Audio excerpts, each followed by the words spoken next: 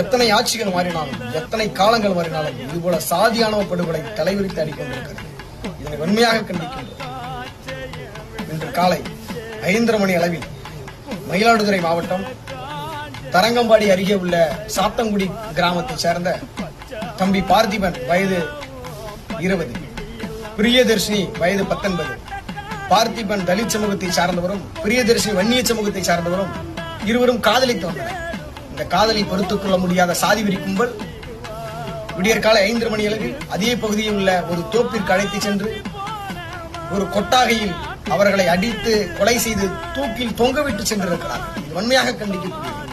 இதுபோல போக்கை வன்மையாக கண்டிக்கின்றோம். சம்பந்தப்பட்ட அந்த சாதி வெறி குற்றவாளிகளை உடனடியாக கைது செய்து அவர்களுக்கு தக்க நடவடிக்கை எடுக்க வேண்டும், தக்க தண்டனை வழங்க வேண்டும். தமிழ்நாடு அரசு சாதியானவ படுகொலையை தடுப்பதற்கு தனிச்சட்டம் இயற்றி